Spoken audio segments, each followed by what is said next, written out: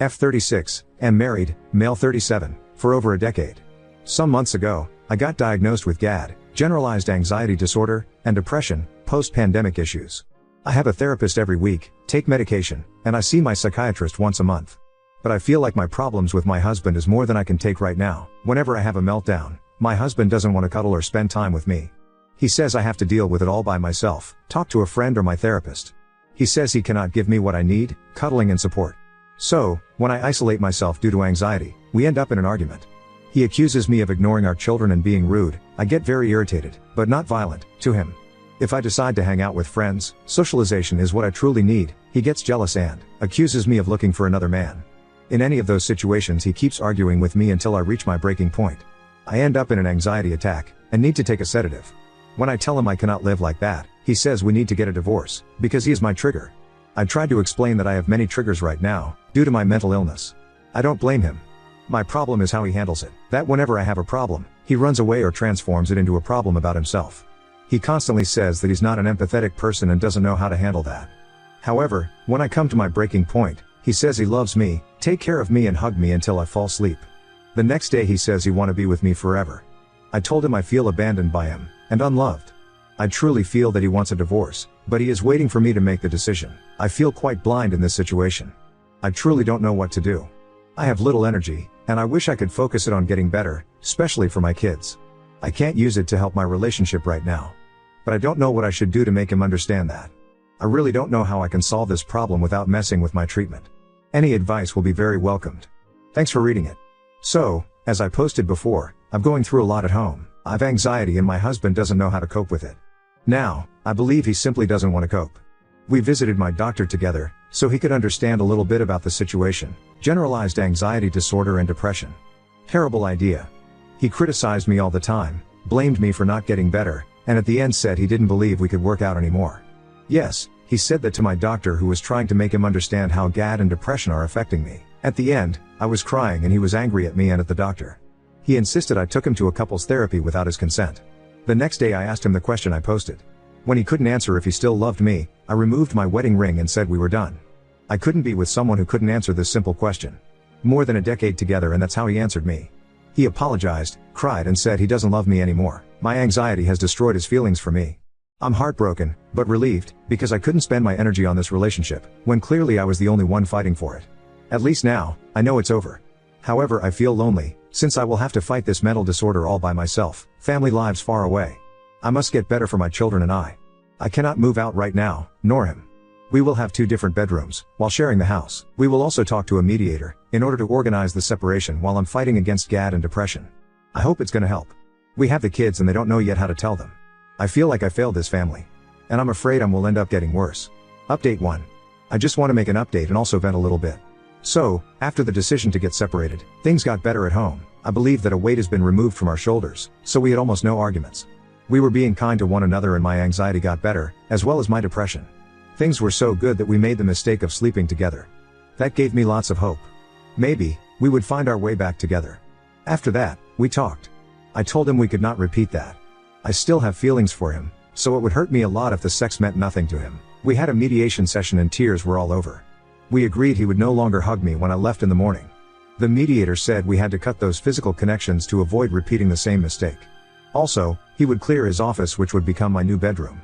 It was difficult, but we cut off the hugs after a couple days.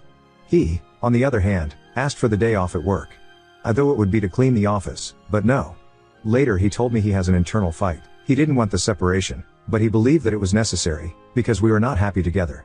I remind him he is the one who doesn't love me anymore, and that I am unhappy due to my depression.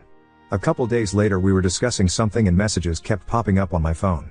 It was a Reddit male friend, call X, who has the same name as a friend, call Z, I have over here. This same day, I would go to a party where Z would be attending. My ex got a bit uncomfortable and asked me if Z and I were flirting. I said no, and explained that the messages were from X, who lives in another country. He was clearly jealous, and when I returned from the party, my ex tried to have sex with me, which I denied. The next day, we talked about that and I asked him about his feelings. I assured him I was not interested in other people. Also, that, once again, we could not have sex if he didn't love me anymore. I asked him if he was unsure about his feelings, but he said he was just horny, nothing else. I felt so disrespected. He knew about my feelings and tried having sex with me because he was horny? The next days I kept sending him photos of the new furniture I would need to buy for my new room. I was asking him some advices regarding the size of them. None of them was good, too big, too small, too expensive. After that, I reminded him that he needed to clean the office. I told him that sharing a room was making things difficult for me. So, I asked him if he was having second thoughts, because he was delaying it, plus, he was issues with every suggestion I made regarding the furniture. He didn't even think twice before answering. Nah, I am being just lazy. You are complicating things. He suggested I could clean it myself. I reminded him that this was his job, and that we had agreed on that during the mediation. Yeah, this super sincere answer hurt, but, now we are back to arguments. Again, he does not accept my emotions and get angry or rude to me, anytime I say something he doesn't like. Sometimes I feel like he deliberate confuses me, so I don't move on. Update 2. Just a quick update. We had a mediation session earlier this week. I spoke about the mixed signals he sent me, how they confused me and gave me hope. The mediator said exactly what you guys said, there is not coming back now, you made your decision clear, Ben, my ex, can you see how you make her feel? It is not helpful. He cried and apologized to me. After the session I had a very depressive episode where I couldn't stop crying. He put me in bed, gave me my medicine and stayed with me until I fell asleep. This same night he started cleaning the office. Yesterday he went to the store to get my new mattress, so I didn't have to wait for delivery nor do it by myself. He also measured the things I needed and helped me with everything related to the new furniture. I think reality wasn't hitting him so deep down as it was supposed to be. Our next step will be the worst one, to tell the kids what's going on. I already prepared notes to send to their teachers and got a therapist in case they need someone to talk to. Once again, thanks for the kind messages and suggestions. I feel much better now. Update 3. Hello again. My ex said something a time ago regarding a lost friendship and I would like to use this metaphor over here. This separation feels like grieving without a body to grieve on. I have to go through all the mourning phases, as if I have lost something. I did lose my emotional support, my confidant and who I used to lean on. I am learning how to walk alone again, and it hurts a lot. However, I am fine. It does not hurt as much as before and I feel less lost. I denied, I got angry, then tried to bargain. I got more depressed and hurt, but finally I arrived at acceptance. Each stage had its own time. I needed help to get over each one of them. I am not ready to date anyone, but I am having a blast getting to know new people. My ex, on the other hand, is having a hard time. He cried a lot last week, got angry, tried to annul the separation and get back together. He asked me to change my passwords, so he would not give in to the desperation to check my phone. I tried to help him, because I am like that. I love him, he is part of my life and my kid's dad. I cannot leave him suffering. So I offered him some help, some support. But also, I respected my limits, my boundaries and I didn't betray my process. I didn't let him kiss me, but I gave him a hug when he needed. I was able to separate each feeling, because I was being his friend, not his wife anymore, and I was able to do that without jeopardizing my progress of acceptance. Now I sleep better, I can concentrate on my job, tell friends about my separation and feel that my anxiety and depression are getting better. I am helping him as much as I can, but I accept that the separation is necessary at the moment. I accept that we might get back together in the future, or not. I am not anxious about it right now. I am accepting the present and the past, and hoping for a better future. And for the first time, in months, I told my therapist that in a couple months I might be able to reduce the dose of my medication. There is hope. There is a light at the end. We just need to accept that everything takes its own time. Update 4. Hello. It's been a while, but so much has happened that I don't even know what to think about it. So, I decided to come here and tell you all about it. Please, you can judge me if you feel like it. So, I went to a birthday party with some friends and I met someone, let's call him Nate. He is very nice, has a beautiful smile, and is also divorced. His ex told him she didn't love him anymore and asked for the divorce. Oh, but there is a problem, he used to be my ex's co-worker. So, during the party, he and I talked a lot, due to so much in common. My friend reminded me we were both single and we were definitely enjoying each other's company. The party was amazing and I was drinking a lot, so I decided I would stay for the night in my friend's house. I was sitting on the floor when Nate came to sit close to me with a gorgeous smile. I felt like 1,000 butterflies were in my stomach. We were laughing, talking and he was sitting very very close to me. Suddenly he tried to kiss me, but I said no. I totally freaked out. I invited him outside so we could talk away from people. I said I thought that being with him would be a bad idea, due to my ex, Ben, knowing him. When his ex asked for the divorce, he was very sad and told my ex about it. They were not friends, but they could have been. Nate told me he was really into me, complimented my beauty and my smile, and held my hand. We were both drinking a lot, so I just gave in and kissed him back. And it was amazing. I was not checking my phone and Ben was trying to reach me out to check if I was really okay. I usually don't drink to the point I cannot drive or take an Uber. So, Ben contacted my friend to ask if I was okay. So, my friend texted me to let me know what was going on, since she knew I was with Nate. She told Ben I was with her, sleeping. When I came home in the morning, he started asking me questions: where I was, who I was with. I told him I didn't have to answer him, it was my privacy. So, I found out he checked all my social media accounts and messages, read all my private messages with my friend, and wrote nasty things to her due to her lie. He also reached Nate and said nasty things to him too. He said they were friends and that Nate had betrayed him. Furthermore, he used a fake account, a sexy girl, to message a guy he thought I was with. Ben said I acted like a 20-year-old girl, who had no responsibilities nor kids, because I came back in the morning. I felt terrible after that. I knew my kids were safe with him, but maybe he is right. He said I need to grow up and not go out drinking again like a young girl. It is not the first time he has told me that. Ben cried all day long, asked me to come back to him, to try again, and that he didn't want to lose me. I told him I didn't believe in his love at all, but he swore he truly loved me, that he was mistaken. I met Nate a couple days later to apologize for Ben's reactions. Nate told me things I didn't remember at all: alcohol. According to him, I called myself too old to make out with someone, not attractive due to some white hairs and a mother's body, and that I didn't deserve his compliments. Nate was gentle and kind to me and said how much he wanted to spend time with me again. He made me feel beautiful and attractive again, and not too old. Nate will be away for 2 months now. He texted me a couple times and we saw each other again before his departure. He said he understands this is all new to me and too soon, but that he would like to take me on a date when he comes back. I, on the other hand, feel like being with him is wrong, very wrong, and sleeping with or going on a date is even worse. Update 5. I had a date with Nate and things went amazingly well. After putting my kids to bed, I went out and had a great time with him. We have a very nice connection and spent the night together. Nate was very sweet. At first, Ben was very upset and cried a lot when I told him I was going out with Nate. He truly hates Nate and believes he is a bad influence on our kids. He still implies that Nate is a homewrecker and a horrible person. After a few days, he got better once he found someone to go out with. I found out who she was because she decided to stalk me on social media. Now, Ben goes out with her and he is back to his normal self, a happy single man who can be rude to his ex-wife. When he was alone, he begged me to give him another chance and cried during our meetings while professing his love. Once he found someone, he went back to being rude and reaffirmed to the conciliator that we are better separated. So, clearly, his problem was being alone. I also had a hard time with my depression this last month and had to return to my previous drug dosage.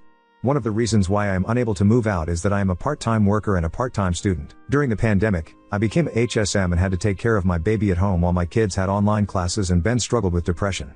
Once things got back to normal, I decided to pursue my dream of getting a master's degree. Now, with the divorce, I am in a bad spot. To make things worse, my work hours were cut in half a couple of weeks ago, and I got into a car accident the same week and lost my car. These were just some of the bad things that happened last month, and my mental health was wrecked. I feel stuck right now, with less money, a student loan to pay back, and an unfinished degree. At least during those bad moments, I could see who would be there for me. Ben was extremely rude to me when I called him for help after my car accident. I had one of my kids with me, and I was totally lost and nervous. The airbag came out, and I needed a ride home. From the phone call to the moment we went home, he didn't say one nice word to me.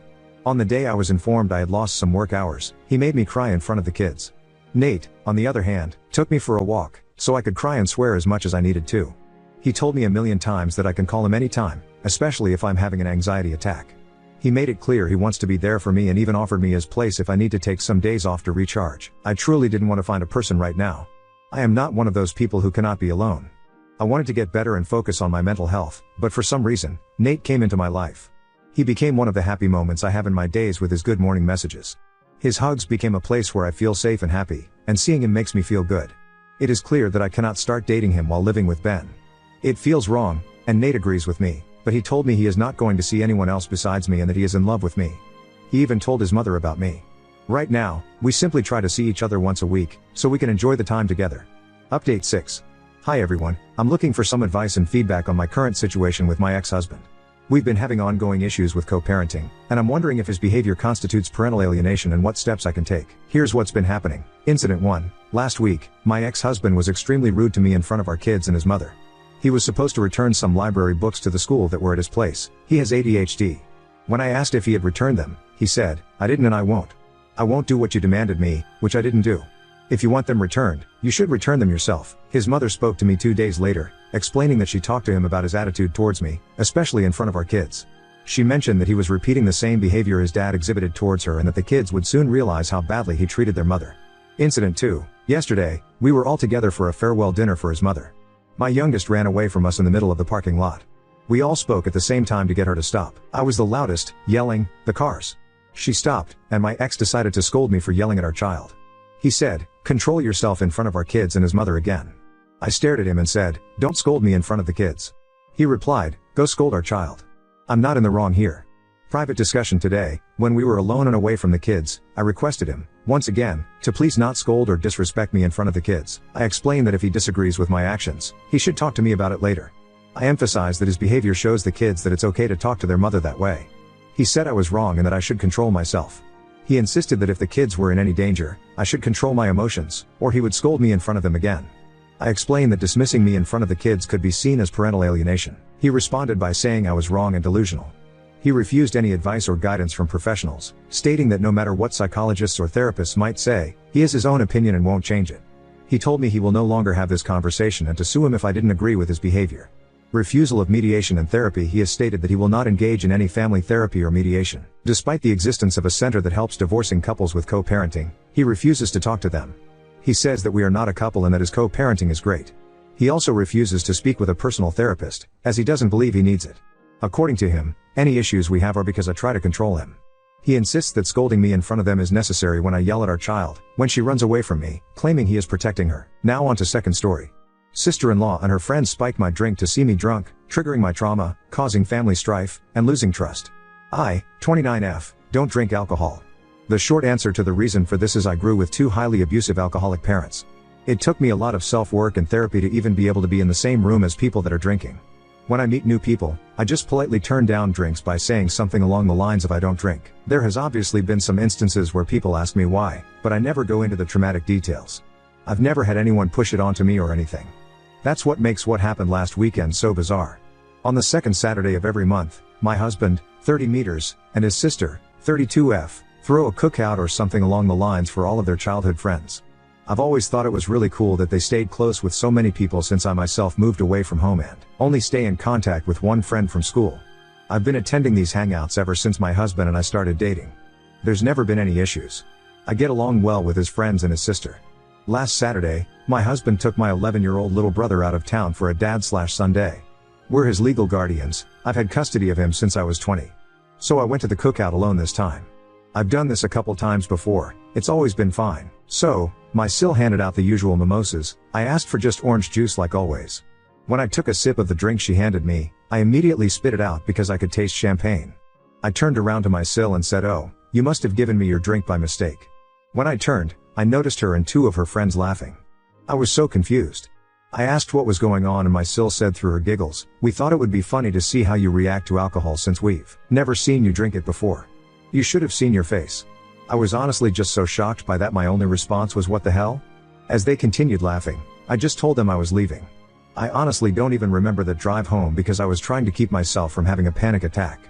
When I finally got home, I just broke down crying.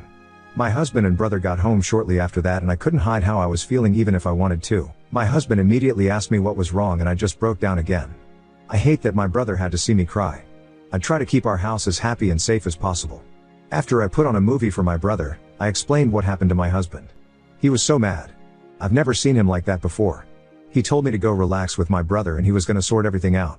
I could hear him yelling at his sister on the phone and after almost an hour, he came and sat with us and told me we wouldn't be seeing her again. The next day, we told my mother and father-in-law. I've always been really close with them so I wanted to confide in them, but I was obviously scared because that's their daughter and I didn't want to talk bad about her to them.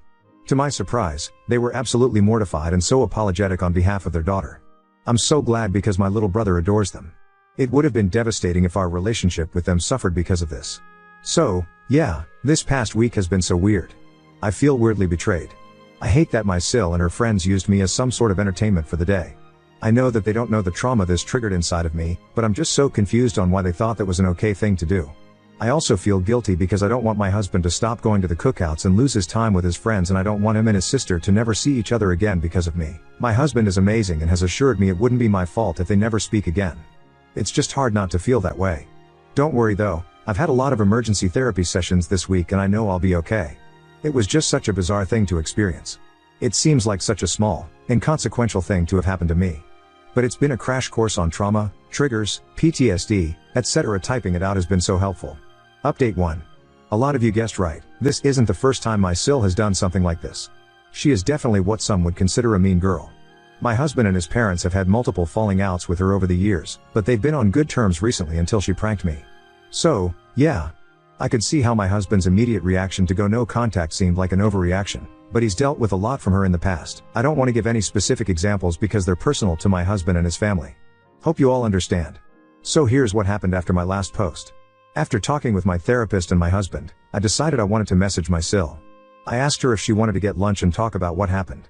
I wanted to explain some of my past to her, my PTSD diagnosis, and why what she did affected me so much. I just wanted this to be over and for us to come to an understanding, but she never responded. A couple of my husband's friends that were at the cookout when the prank happened called us to check in on me. They said they had no idea my sil planned that and they never would have let it happen. That's probably why she didn't clue them in on the prank. They told me that after I left, they told her it wasn't cool. After a couple days I just gave up hope of her messaging me back and decided to start moving on. Yesterday, my sil blew up my husband's phone. She said some pretty awful things. To summarize, it was along the lines of "it's not my fault your wife is a PC that is scared of champagne." She called me a bunch of names, from everything to be TCH, CNT, etc. She said she never liked me and she wished my husband stayed with his high school girlfriend. They broke up when they were 18 BTW, my husband is 30. Lol. The worst thing she said was, my husband was just doing charity by taking in a couple of orphans. If you don't remember, I have custody of my 11-year-old brother and we don't have any contact with our parents because they're abusive. So, yeah. Some pretty awful stuff. I was honestly just shocked. I thought we got along fine. We were never best friends or anything, but I had no idea she held this much animosity towards me. Maybe she's just embarrassed and lashing out because her parents or some of her friends berated her for it? I don't know. My husband sent just one message back to her saying he never wants to see or talk to her again and then blocked her and her husband's numbers. He told his parents what happened and they were furious too. I don't know what they said to her, but they're about as done as my husband. Since I've been in therapy and have support around me, her words didn't bother me much. I know she obviously has some problems to deal with and I'm just her latest target. The worst thing she did was bring my brother up. I'll never forgive her for that. He's not an orphan. He has two parents that love him. And I'm not either. I have in-laws that love and support me. They always have my back, even when it comes to their own daughter. If I never see my sil again, I'd be fine with that.